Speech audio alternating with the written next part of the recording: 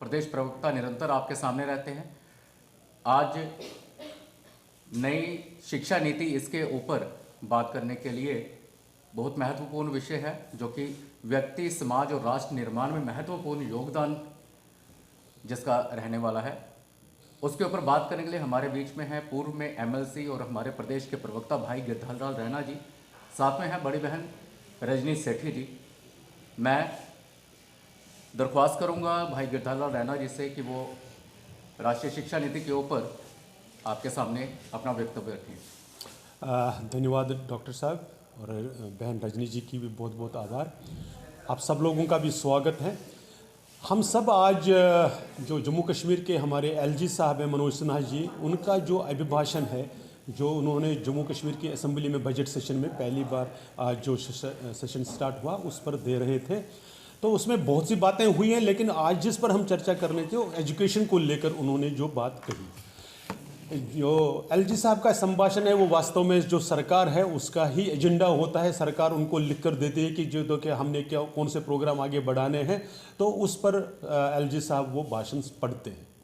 हमने जब एजुकेशन के बारे में उनका जो भाषण सुना तो निराशा के सिवा और कुछ हाथ आया नहीं, लगा नहीं कि उसमें जो ये गवर्नमेंट है, नेशनल कॉन्फ्रेंस की जो सरकार है, उमर अब्दुल्ला साहब की जो सरकार है, वो सीरियस है एजुकेशन सेक्टर में रिफॉर्म करने के लिए और उसको आगे बढ़ाने के लिए।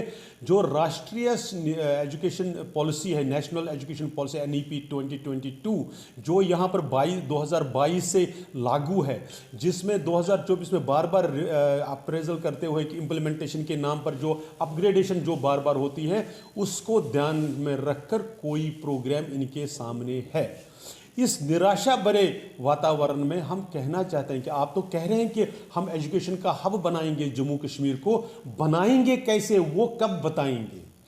हमें उम्मीद है कि जब बजट प्रेजेंट हो जाएगा 7 तारीख को, जब उमर साहब की सरकार का पहला बजट आ जाएगा, उसमें वो सारे प्रावधान रखे जाएंगे और बजटरी एलोकेशन हो जाएगी इस बात को लेकर कि जो जम्मू कश्मीर में एजुकेशन सेक्टर को इम्प्रूव करे, जो जम्मू कश्मीर में एजुकेशन सेक्टर को नई एजुकेशन पॉलिसी के तहत आगे बढ़ाए, ताकि भारत का जो परिदृश्य है जो एजुकेशन को लेकर, वो जम्मू कश्मीर उसमें पिछड़ न जाए।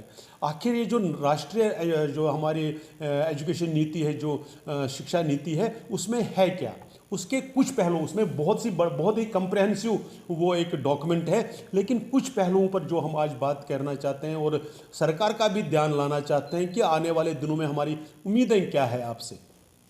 एक सबसे बड़ी बात है जो उसमें कि जो रीजनल लैंग्वेजेस है, मातृभाषा है, प्राइमरी स्कूल्स में, मिडिल एज में जो स्कूल में, वो अपनी मातृभाषा में एजुकेशन दी जाएगी।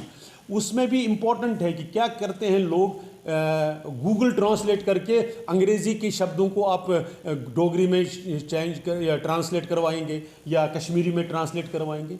वैसा एजुकेशन नीति एक्सपेक्ट नहीं करती है।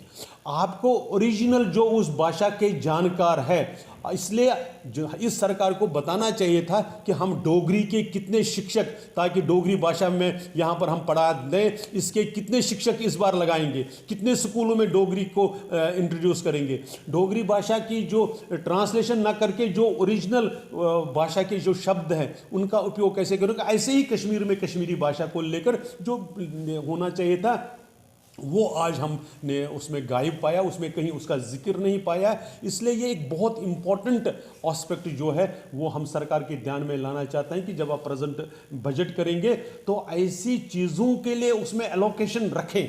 ये